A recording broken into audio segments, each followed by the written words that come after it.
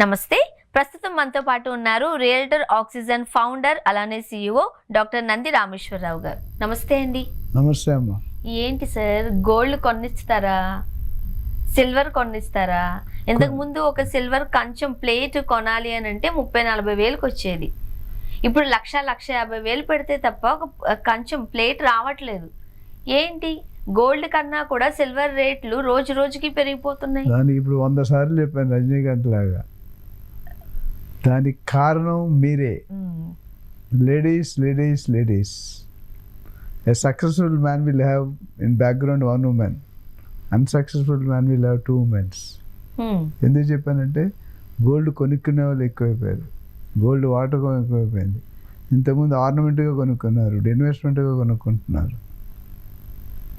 Okay, ఇంతకుముందు మనం silver ఎక్కువగా పూజా మందిరాల్లో చూసేవాళ్ళం, దేవుళ్ళ ప్రతిమలు. కొంతమంది మాత్రమే ప్లేట్స్ అని లేకపోతే చిన్నపిల్లలకి అన్నప్రాసనం చేసేటప్పుడు వెండి గిన్నెలో చేయడం చూసేవాళ్ళం. బట్ ఇప్పుడు ఏంటి ఇంత అలోఫే సడన్ కేజీ 1,00,000-2 లక్షలకి వెళ్ళిపోయింది. విరుగుట కొరకే. విరుగుతుంది అంటారా? టైం పడుతుంది. ఓకే, ఇప్పుడు ఇండస్ట్రీలో వాడుతున్నారు వెండిని, అందుకని 2 లక్షల పైగా టచ్ అయింది. ఇది లాస్ట్ 1 yearలో I think not even 1 year, 8 to 10 months Trump గారు PM ప్రెసిడెంట్ అయిన దగ్గర నుండి దాదాపు 90,000-80,000 ఉన్నది కాస్త 2 లక్షలు అయింది. ఇంకో 2,50,000 అయినా మీరు ఆశ్చర్యపడక్కర్లేదు. ఎందుకంటే డిమాండ్ ఎక్కువైనప్పుడు రేటు పెరిగిపోద్ది, డిమాండ్ తక్కువైనప్పుడు రేటు తగ్గిపోతుంది. When demand is less, supply is more, rate తగ్గుతుంది. ఇప్పుడు ఇది 2 నుంచి 2.5 లక్షలకు వెళ్ళినా ఆశ్చర్యపోక్కర్లేదు అంటున్నారు. మీకు ఇంకో కొత్త విషయం, అది డెఫినెట్గా అది దాంతో కొత్త విషయం ఏంటంటే రేపు పొద్దుట రానున్న రోజుల్లో 500 నోట్లు తీస్తారు అనుకోండి మోడీ గారు. బంగారు నోట్లతో బిజినెస్ చేస్తారు, సిల్వర్ నోట్లతో బిజినెస్ చేస్తారు. కొత్తగా కనిపెట్టాను నేను. వస్తాయంటారా ఆ రోజులు కూడా? అవే వస్తాయి. 500 నోట్లు అయితే ₹2, ₹5 ఎన్ని నోట్లు ఇస్తామా నువ్వు? అవును, మీడియా వాళ్ళు అవి కవర్ చేయట్లేదు. ఏవో పొలిటికల్స్ అది రాజకీయాలు చేస్తారు. ఇలాంటివన్నీ జనాలు చెప్పాలి. 500 నోటు, 1000 నోట్లు, 2,000 నోట్లు ఆల్రెడీ తీస్తారు. 500 నోట్లు తీసి మిగతా నోట్లు ₹5, ₹10, ₹50. ఎన్ని నోట్లు అయితే ఎన్ని కోట్లు వస్తుంది? కాబట్టి రానున్న రోజుల్లో సిల్వర్ నోట్లు, బంగారు నోట్లు ప్రసిద్ధి కానున్నవి. అవి వచ్చే అవకాశాలు ఉన్నాయంటారు? 120% ఉంది నాకున్న అనాలిసిస్ బట్టి. ఇప్పుడు ఈ ముఖ్యంగా సిల్వర్ మీద కాన్సన్ట్రేట్ చేయాలండి మనం. ఎప్పుడు రేటు తగ్గుతుంది? అది $1 million క్వశ్చన్. ఒకవేళ తగ్గితే ఎంత వరకు? అప్పుడు ఏం చేయాలంటే రేవంత్ రెడ్డి గారి క్యాబినెట్లో, ప్రైమ్ మినిస్టర్ క్యాబినెట్లో నన్ను సీట్ పదవి ఇప్పిస్తే వాళ్ళు ఏం మాట్లాడుకుంటారో కనుక్కొని చెప్తాను. ఓకే, ఎంతవరకు తగ్గచ్చు? ఇప్పుడైతే తగ్గే సూచన తక్కువనే అమ్మా. కొన్ని రోజులు అయిన తర్వాత తగ్గుతుంది. మేబీ తగ్గితే 25-30% కంటే ఎక్కువ తగ్గదు. నాకు తెలిసి 1,50,000 అనేది బెంచ్ మార్క్. ఓకే, 10,000 ఇటు అటు ఉండొచ్చు. ఈ గోల్డ్ రేట్లు కూడా గత 2-3 రోజుల నుంచి చూస్తుంటే మళ్ళీ ఆకాశానికి అంటుతున్నాయి కదా. 1,36,000, 1,37,000 ఉంది, 1,50,000 వెళ్ళింది. ఇది 1,25,000, ₹1,00,000 తక్కువైతే అవ్వదు. 1,10,000, 1,20,000 సెటిల్ అవుతుంది అనుకుంటున్నారు రేటు. ఓకే, మొన్న అనుకున్నాం మనం ఇంటర్వ్యూలో ₹1,00,000 ఒక బెంచ్ మార్క్ అవుతుంది అని. ఈసారి ఎందుకు అది 1,50,000కి పెట్టుకోలేము మనం ఆ బెంచ్ మార్క్ని? పెట్టుకుంటే పబ్లిక్ ఎవరు కొనరు. ఓకే, అండ్ ఈ మధ్య కాలంలో నేను గోల్డ్ కాయిన్స్ కొనే వాళ్ళ నంబర్ ఎక్కువగా చూస్తున్నానండి. GST 2%, 3% ఉన్నాయి. ఎందుకనంటే మన చేతిలో ఉన్న మొబైల్లోనే మనం గోల్డ్ కొనుక్కొని దాచిపెట్టుకోవచ్చు. అవును, ఆన్లైన్ వ్యవహారం, డిజిటల్ గోల్డ్ అంటున్నారు. డిజిటల్ గోల్డ్ ఎందుకంటే ఫిజికల్గా చేతులు మారదు, దానికి దొంగల భయం ఉండదు. జీవితంలో మన దగ్గర తీసేయడం ఏంటంటే knowledge is divine, knowledge is power. Digital gold అనేది నెక్స్ట్ ఆప్షన్ అంటే ఎవరు దొంగతనం చేయలేంది, ఎవరు మీ దగ్గర తీసుకెళ్ళిపోలేంది. కాబట్టి దాని మీద కొద్ది ట్రేడింగ్ అనేది ఎక్కువ జరుగుతుంది. మంచిదే. ఇంకోటి ఏంటంటే తులం గోల్డే కొనుక్కోకర్లేదు. మీరు 1 గ్రామ్ కొనుక్కోవచ్చు, 0.5 గ్రామ్ కూడా మీ దగ్గర ఉన్న డబ్బులు పెట్టి కొనుక్కోవచ్చు. ₹100 నుంచి కొనుక్కోవచ్చు, ఎంత వస్తే ₹50 నుండి కూడా కొనుక్కోవచ్చు. అవును. ఇప్పుడు ఇలా మనం డిజిటల్ గోల్డ్ కావచ్చు లేకపోతే గోల్డ్ కాయిన్స్ రూపంలో కావచ్చు కొనుక్కోవడం మంచిదే అంటారా? అంటే ఇప్పుడు అందరూ పెద్ద ఇన్వెస్ట్మెంట్ పెట్టరు కదా, నాలాంటి వాళ్ళు చిన్న ఇన్వెస్ట్మెంట్, మీలాంటి వాళ్ళు పెద్ద ఇన్వెస్ట్మెంట్ పెట్టుకుంటారు. సో నాలాంటి వాళ్ళకి డెఫినెట్గా అప్లికబుల్ అది. ఓకే, కొనుక్కోవచ్చు. కొనుక్కోవచ్చు. ఎవరు కొనొచ్చు, ఎవరు కొనకూడదు? మరి తక్కువ డబ్బుల్లో ఎక్కువ లాభాలు ఆశించే వాళ్ళు కొనుక్కుంటారు, మీలాగా ఎక్కువ డబ్బుల్లో తక్కువ లాభాలు ఆశించే వాళ్ళు కొనుక్కోరు. ఓకే, అంటే ఇప్పట్లో తగ్గే సూచనలు కూడా కనిపించట్లేదు. చాలా తక్కువ ఛాన్స్. నెక్స్ట్ 3 నెలలు 6 నెలలు ట్రంప్ గారు 1 సంవత్సరం అయిపోయిన తర్వాత కొద్దిగా మార్పు రావచ్చు అంటున్నారు. ఇంకా 1 year పడుతుంది. ఇంకా 1 year కాదు, ప్రెసిడెంట్ అయిన దగ్గర నుండి 1 year. ఓకే, అంటే నెక్స్ట్ ఇంకో 3-4 నెలలు. డిసెంబర్కి ఆల్రెడీ వచ్చాం, జనవరి 20 అయ్యాడు. ఇంకో 1-2 monthsలో కొద్దిగా తేడా రావచ్చు, బట్ ఎంతవరకు రావచ్చు అనేది మనం చెప్పలేము. It's very difficult. సో కొంచెం వెయిట్ చేయాల్సిందే. కొంచెం వెయిట్ చేయాలి. ఓకే, అండ్ ఇంకొకటి ఇప్పుడు 27 మున్సిపాలిటీస్ని మర్జ్ చేసేసారు. ఆ మర్జ్ చేయడంలో గల ఉద్దేశం సంబంధించి మీరేమంటారు? డబ్బు దేనికైనా కారణం. ధనం మితం జగత్ డైలాగ్ ఉంది, నాకు గుర్తురావట్లేదు. ఆ ధనం లేనిది ఏది కాదు. గవర్నమెంట్కి ఇప్పుడు ఏం కావాలి? ఆబ్వియస్లీ డబ్బులు కావాలి. గవర్నమెంట్ నడపాలంటే ఏం కావాలి? సో 27 మున్సిపాలిటీ కలిగితే 1.5 crores పాపులేషన్, 1.8 1.9 crores అవుతుంది. లావు అయితే మజ్జిగ పలచన అయింది, తెలుసా మీకు? విన్నాను. సో ఇక్కడ కూడా ఏమవుతుందంటే జనాలు ఎక్కువ కొనేవాళ్ళు ఎక్కువ అవుతారు. ఓకే, గవర్నమెంట్కి ఆ విధంగా ఇన్కమ్. నేను చాలాసార్లు అడిగాను, ఒక ట్రాన్సాక్షన్ జరిగితే 1 ఎకరం 2 ఎకరాలు ఏజెంట్ ఉంటాడు, బిల్డర్ ఉంటాడు, ఇన్వెస్టర్ ఉంటాడు, బయ్యర్ ఉంటాడు, గవర్నమెంట్ ఉంటుంది. ఎవరికి ఎక్కువ లాభం వస్తుంది? బయ్యర్కా సెల్లర్కా? సిచ్యువేషన్ బట్టి. ఎవరికి మీరు చెప్పండి, డిప్లొమాటిక్ ఆన్సర్ లేవు, యాంకర్ అని. అంతే కదండి, అప్పుడున్న సిచ్యువేషన్ బట్టి, అప్పుడున్న మార్కెట్ని బట్టి. పర్ఫెక్ట్లీ రాంగ్ ఆన్సర్ చెప్పాము చాలా మంచిగా. గవర్నమెంట్ పేరు లాభం వస్తుంది. ఎందుకంటే 50% ట్యాక్సులు కట్టాలి మనం. ల్యాండ్ కొనుక్కునేటప్పుడు కట్టాలి, ల్యాండ్ మళ్ళీ ప్లానింగ్ అప్లై చేసినట్టు కట్టాలి, మళ్ళీ ల్యాండ్ అమ్మేటప్పుడు ట్యాక్స్ కట్టాలి. ఇది కట్టి 50% 60% ట్యాక్స్లే అవుతాయి. ఎందుకంటే చాలామంది తెలియని నగ్నం ఏంటంటే గవర్నమెంట్ వచ్చిన ఇన్కమ్ బయర్కి సెల్లర్కి రాదు, ఏజెంట్ అంతా రాదు. ఓకే, ఇప్పుడు ఇలాగా అంటే 27 మున్సిపాలిటీస్ని మర్జ్ చేయడం అనేది ఇప్పుడున్న పరిస్థితులకి అవసరమా? కొంతమంది అడుగుతున్నారన్నమాట. అది కొద్దిగా నువ్వు ఇరిగించే క్వశ్చన్ అడుగుతున్నావు. అవసరం లేదు, రెండు కరెక్టే. ఎలా అవసరం ఎప్పుడంటే మనకు డబ్బులు రావాలనుకున్నట్టు పెంచాలి, కానీ నార్మల్ కొనుక్కునేవాడు అది ఎంత భారం పడుతుంది? ఇప్పుడు ఎఫ్ఎస్ఐ అనేది చెప్పాను, ఫ్లోర్ స్పేస్ ఇండెక్స్ అనేది. హైదరాబాద్లో ఉన్న ఎంటైర్ ఇండియాలో హైదరాబాద్లో ఉన్న ఫెసిలిటీ అంటే నో లిమిటెడ్స్ ఆఫ్ ఎఫ్ఎస్ఐ. ఎన్ని ఫ్లోర్లు అయినా కట్టుకోవచ్చు. అంటే 100 ఫ్లోర్లు కడితే ₹1 కోటి 5 కోట్లు కొనాలి. ఎంతమంది కొనుక్కోగలరు? గవర్నమెంట్ డబ్బులు కావాలనేది వాస్తవం. ఇప్పుడు గవర్నమెంట్కి కావాలని చెప్పి పబ్లిక్ని ఇబ్బంది పెట్టకూడదు కదా, అవునా కదా? There is always a slip between the cup and the lip. ప్రజల ఆలోచనకి, ఓటర్స్ ఆలోచనకి, గవర్నమెంట్ ఆలోచనకి చాలా తేడా ఉంది. కొద్దిగా తేడా ఉంటే పర్లేదు, ఎక్కువ తేడా ఉంటే తర్వాత పరిణామాలు మనం ఊహించలేం. ఓకే, ఇప్పుడు ఇలా మర్జ్ చేయడం వల్ల అంటే లాభ నష్టాలు బేరీజ్ వేసుకుంటే మీరేం చెప్తారు? అంటే లాభం నష్టం రెండు ఉన్నాయి. ఎందుకంటే కొన్ని యాంగిల్లో లాభం వస్తుంది, కొన్ని ఇప్పుడు కొనుక్కునేవాడు కష్టపడతాడు, అమ్ముకునేవాడు హ్యాపీగా ఉంటాడు. ఎందుకంటే అమ్ముకునేవాడికి ఎక్కువ రేట్ వస్తుంది. ఇప్పుడు జాగా పెరిగినప్పుడు యాక్చువల్గా ఏంటంటే కొనేవాడికి భారం తగ్గాలి, కానీ మన గవర్నమెంట్ పాలసీల మీద తగ్గొచ్చు పెరగచ్చు. ఓకే, సో అది depends upon the government policies. మన స్టేట్లో పెరిగితే ఒకలా ఉంటుంది, ఇంకో స్టేట్లో పెరిగితే ఇంకోలా ఉంటుంది. ఇండియాలో రియల్ ఎస్టేట్లో అందరికంటే తక్కువైన రేట్ హైదరాబాద్, తక్కువ ఉన్నది ఇప్పటికి. ఓకే, ఇప్పుడు ఇట్లా మర్జ్ చేయడం వల్ల మన రియల్ ఎస్టేట్కి సంబంధించి ఎలాంటి ఎఫెక్ట్ పడుతుంది అంటారు? డెఫినెట్గా కొనుక్కునేవాడు కొనుక్కోలేకుండా అయిపోతాడు, కొనలేడు. ఎందుకంటే సామాన్య ప్రజల దగ్గర 20,000 30,000 40,000 50,000 శాలరీ, అందులో ఎంత సేవ్ చేస్తాడు, ఎంత కొంటాడు. సో గవర్నమెంట్ ఏంటంటే పబ్లిక్ అనుకూలంగా పాలసీలు తీసుకొస్తే కొద్దిగా సంతోషపడతారు. ప్రతి ఒక్కరు కూడా సొంత ఇంటి కళ అనేది నెరవేర్చాలి. అంతకుముందు గతంలో వచ్చిన సీఎంలు అందరూ ఇంక్లూడింగ్ రేవంత్ రెడ్డి ప్రతి ఒక్కరు కూడా స్టేట్ డెవలప్మెంట్ కోసం కష్టపడుతున్నారు. ఇప్పుడు ఎంత పర్ఫెక్ట్గా కష్టపడతారు, ఎంత రైట్ వేలో కష్టపడతారు అనేది బిగ్ క్వశ్చన్ మార్క్. అవును. So we have to wait and see.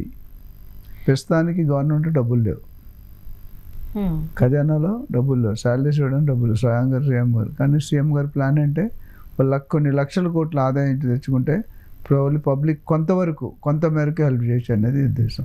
అంటే మన 2 తెలుగు రాష్ట్రాలలోని ముఖ్యమంత్రుల ఆలోచన ఎట్లా ఉందంటే సంపద సృష్టించగలగాలి, లేదు అని అంటే ఆదాయ వనరులను పెంచగలగాలి. ఎవరి కోసం సంపాదన సృష్టించాలి? పబ్లిక్ కోసం, గవర్నమెంట్ కోసం, ఓటర్ కోసం, నీ కోసం, నా కోసం అనే దానికి ఆన్సర్ దొరకట్లేదు.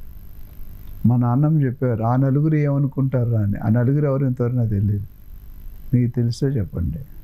ఓకే, చిన్నప్పుడు మనం ఏదైనా పని చేస్తే ఆ నలుగురు ఏమనుకుంటారా, బుద్ధి లేదురా నీకు అంటూ. ఆ నలుగురు ఎవరు?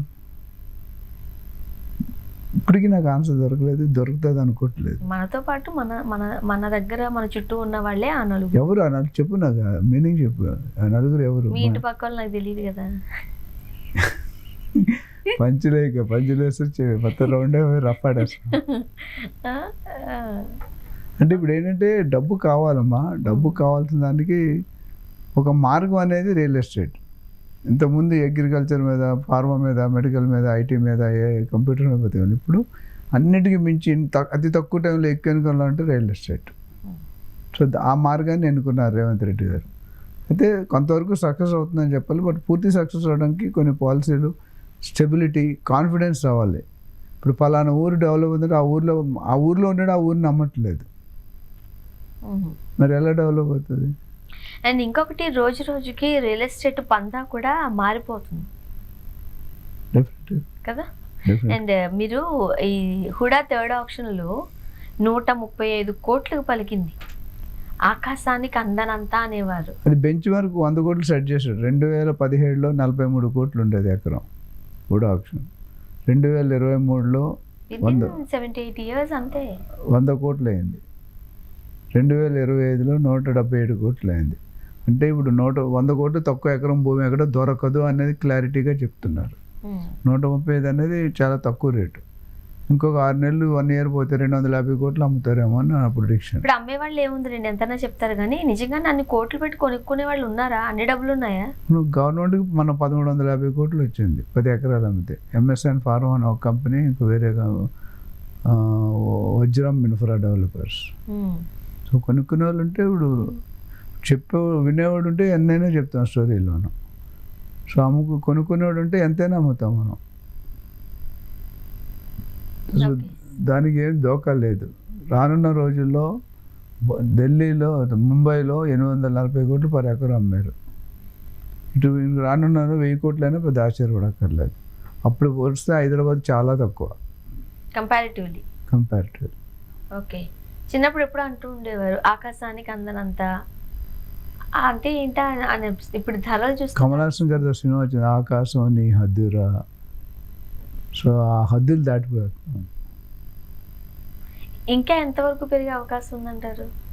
దానికి ఆ లిమిట్ చెప్పడానికి నేను రైట్ పర్సన్ కాదు. నేను ఓన్లీ రియల్ ఎస్టేట్ అనలిస్ట్, కానీ నేను దేవుడిని కాదు, క్యాబినెట్లో మినిస్టర్ని కాదు. అందుకని మినిస్టర్ పోస్ట్. బట్ మీరు ముందే అవన్నీ ప్రిడిక్ట్ చేస్తూ ఉంటారుగా, ఎంతవరకు పలకొచ్చు అంటారు ఫ్యూచర్లో? నేను ఆల్రెడీ చెప్పాను 250 కోట్లు అని. 250 కోట్ల వరకు వెళ్ళొచ్చు అంటారు. నేను 177 నుండి 2023-2025లో 177 కోట్లు పెరిగింది. సో ఇంకొక 50 కోట్లు పెరగడం పెద్ద ఆశ్చర్యకరం విషయం లేదు. వితిన్ షార్ట్ లిమిట్ కూడా 1 ఇయర్లో పెరగచ్చు. 200 కోట్లు, 2 ఇయర్స్లో 250 కోట్లు. కొనుక్కోవాలనుకుంటే ఇప్పుడు కొనుక్కోవడం బెటర్. ఇప్పుడు ఎవరైనా కొనాలి, ఇన్వెస్ట్ చేయాలి అని అనుకుంటే డెఫినెట్గా కొనుక్కోవడం బెటర్. ఓకే, అండ్ మనం హైదరాబాద్ గురించి లేకపోతే హైదరాబాద్ అవుట్స్కట్స్ గురించి మాట్లాడుతున్నాం కదా, ఇంకొంచెం వెళ్దాం, బయటకు వెళ్దాం. ఈ వరంగల్ కావచ్చు, కాజీపేట కావచ్చు, హనుమకొండ కావచ్చు. నువ్వు రియల్ ఎస్టేట్ రేవంత్ రెడ్డి గారు బాగా క్లోజా? గవర్నమెంట్లో అయ్యే డెవలప్మెంట్ నేను ముందే తెలిసిపోతున్నాయి. ఓకే, సో మీరు వచ్చినప్పుడు నాకు వస్తూ ఉంటే ఇలాంటి. ఇప్పుడు ఈ 3 ఏరియాలని కోకాపేటతో కంపేర్ చేస్తున్నారు ఇప్పుడు. ఎందుకంటే వరంగల్, హనుమకొండ, కాజీపేట అనేది 2 టైర్ సిటీ. పెద్ద biggest, one of the big airport వస్తుంది, కోచ్ ఫ్యాక్టరీ వస్తుంది, రైల్వే కోచ్ ఫ్యాక్టరీ. ఈ 2 వచ్చాయంటే 10-20 కిలోమీటర్లు ఇస్తేనే పెరిగిపోతాయి. ఇప్పుడు 3,000-4,000 అడుగు అమ్ముతున్నారు స్క్వేర్ ఫీట్ ఫ్లాట్.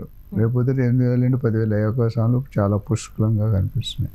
అందుకనే మరి కోకాపేట, నియోపాలిస్ అయిపోయే సందర్భాలు ఎక్కువ, అంటే టైం ఎక్కువ లేదు. నెక్స్ట్ 5 ఇయర్స్లో 10 ఇయర్స్లో that's going to rock.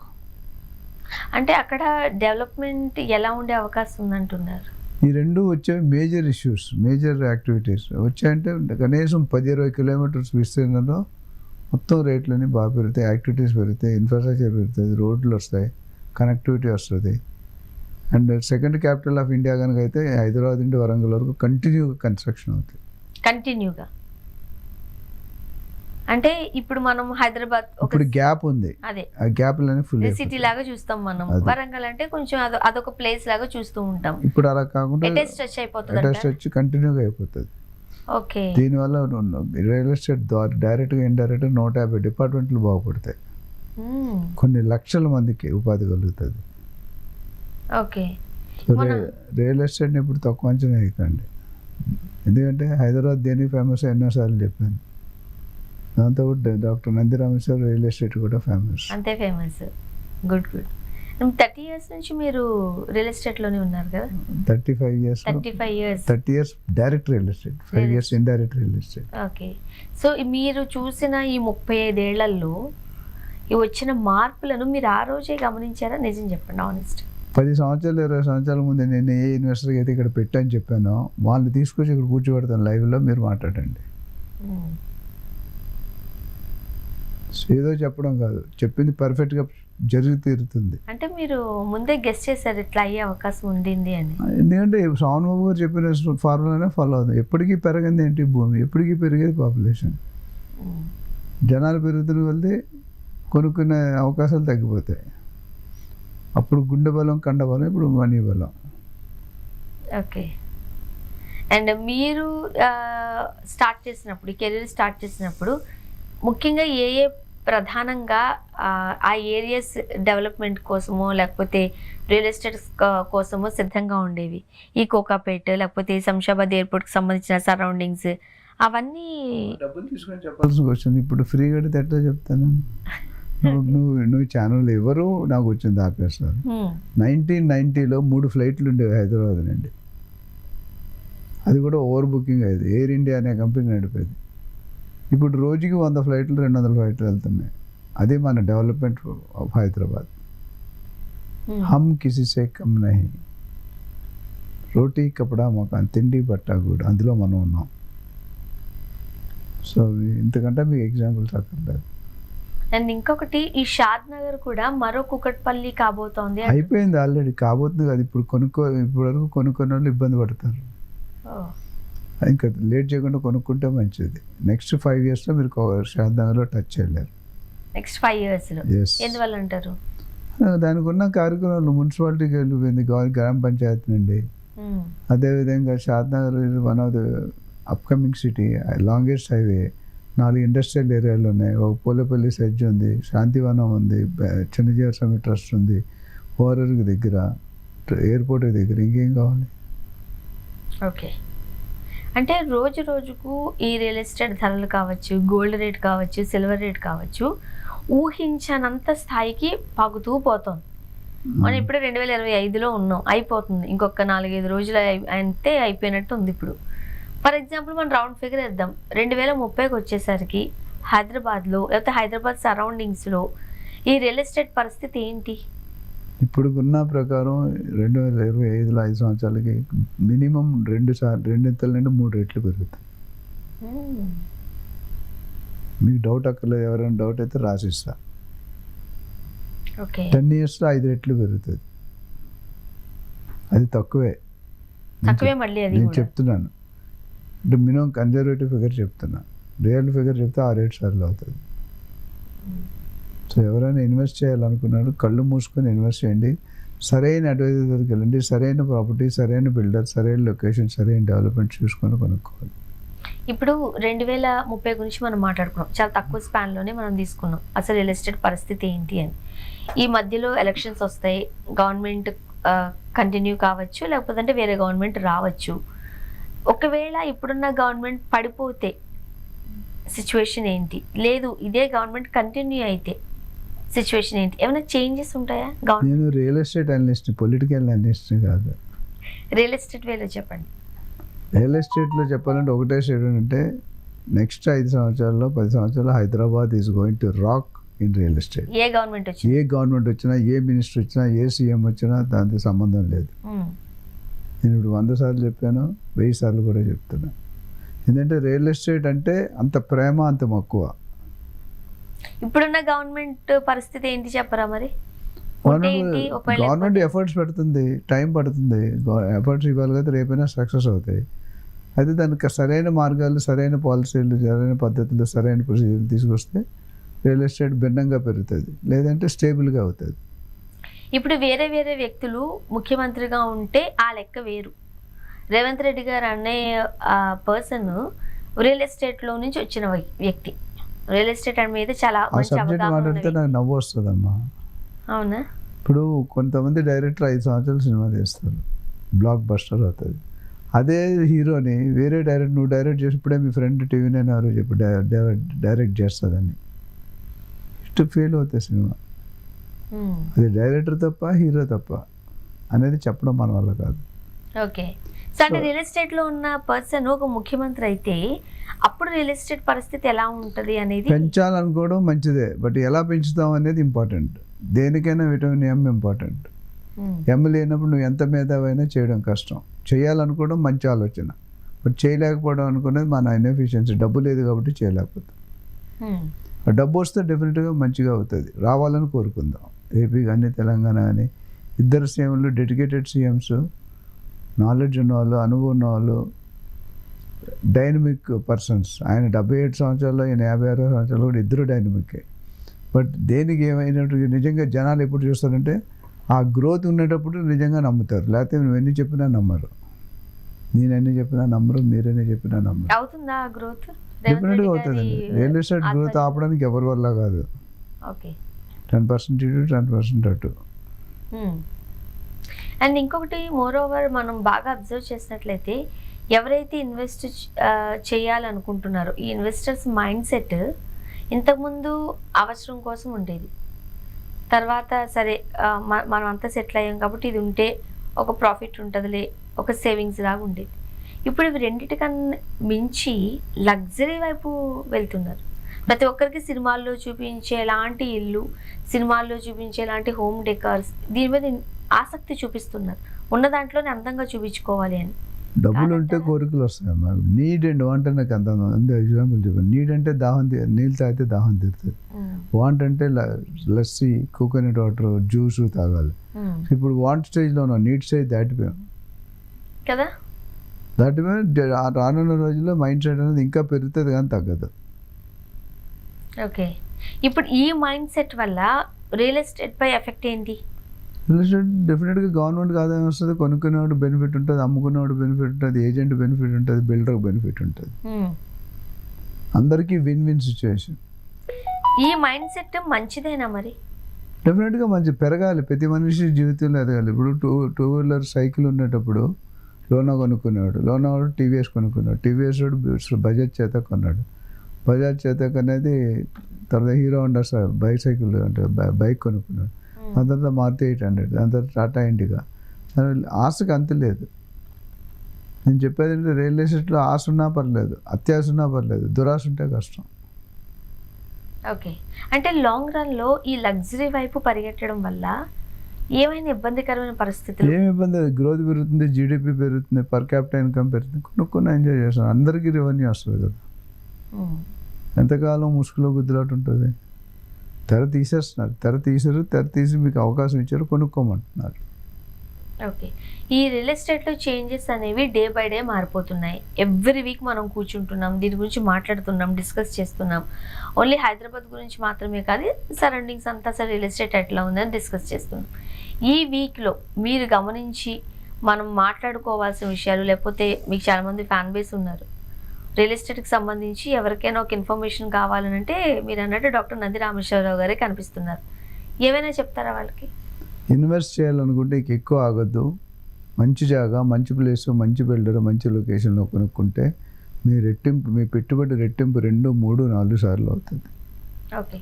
Late చేయకుండా కొనుక్కోవడం చాలా ఉత్తమం. కొంచెం జాగ్రత్తలు పాటిస్తాం. కొంచెం జాగ్రత్తలు మాలాంటి రియల్ ఎస్టేట్ అడ్వైస్ తీసుకుంటే ప్రీ లాంచ్ని చూసి మోసపోకూడదు. చాలా ఉన్నాయి మోసపోయి మాట్లాడుకోవడం అంత పాజిటివ్ కాదు, కానీ అవును. కాకపోతే పెట్టుకునేవాడు మంచిగా ఆలోచించి పెట్టుకుంటే డెఫినెట్గా లాభం పొందుతారు. మీలాంటి వాళ్ళని సంప్రదిస్తే మీరు గైడ్ చేస్తారు. డెఫినెట్గా గైడ్ వాళ్ళ చేస్తారు. దగ్గర ఉన్న విటమిన్ ఎం ఎంత ఉంది, ఎంత పెట్టుకోవాలి, ఎక్కడ పెట్టుకోవాలి, ఏ ఏరియాలో పెట్టుకోవాలి, ప్లాట్ కొనాలా, ఫ్లాట్ కొనాలా, ఆట కావాలా, పాట కావాలా అన్నీ చెప్తాను. అన్నీ చెప్తారు. సో కింద మీ ఆఫీస్కి సంబంధించిన డీటెయిల్స్ ఉంటాయి కాబట్టి, అయితే నంబర్ ఉంటుంది కాబట్టి చేస్తే వెబ్సైట్కి వెళ్తే రియల్టర్ ఆక్సిజన్ అని కొడితే మన డీటెయిల్స్ అన్నీ వస్తాయి. ఓకే ఎవరైనా అప్రోచ్ కావాలి, Approach. అపాయింట్మెంట్ తీసుకోవాలి. ఫ్రీగా చెప్తే టైం ఉండదండి. ఓకే. అపాయింట్మెంట్ తీసుకుంటే వాల్యుబుల్ ఇన్ఫర్మేషన్ ఇస్తాం. అండ్ వాళ్ళు కూడా మీరు చెప్తూ ఉంటారు, టైం ఇవ్వాలి మీకు. టైం ఇవ్వాలి. మినిమం ఒక 1 hour అయితే మీ 1 hour దగ్గర 2 hours ఇస్తే 3 పూలు 6 కాయలుగా ఉంటుంది. ఓకే. లేకపోతే టికెట్ లైన్ ప్రయాణం ఎక్కట్లు అవుతాయి. థ్యాంక్ యూ సో మచ్ అండి రామేశ్వరరావు గారు. Thank you. ఎవ్రీ వీక్ మీరు ఈ రియల్ ఎస్టేట్కి సంబంధించిన అప్ అండ్ డౌన్స్ గురించి డిస్కస్ చేస్తున్నారు. అండ్ ఎవరైతే కొనాలి అని ఆశపడుతున్నారో వాళ్ళు ఎలాంటి జాగ్రత్తలు తీసుకోవాలి, అమ్మాలనుకునే వాళ్ళు తీసుకోవాల్సిన జాగ్రత్తలు అన్నీ చాలా మేము ప్రజల సేవ కోసం నిమిత్తంగా కష్టపడుతున్నాం. Thank you. 30,000 మందికి హెల్ప్ చేసాం, 30,000 మందిని ట్రైన్ చేసాం. రానున్న నెక్స్ట్ 10 daysలో 10 yearsలో 1,00,000 మంది చేయాలనేది ఉద్దేశంతో ముందుకు వెళ్తున్నాం. మీలాంటి సహకారంతో, మీలాంటి వాళ్ళందరూ సహకారం ఉంటే మా ఏజెంట్లు, మా బయర్లు, మా సెల్లర్లు, మా బిల్డర్ ద్వారా డెఫినెట్గా చేయగలుగుతామనే నమ్మకం ఉంది. థ్యాంక్ యూ సో మచ్ అండి. Thank you.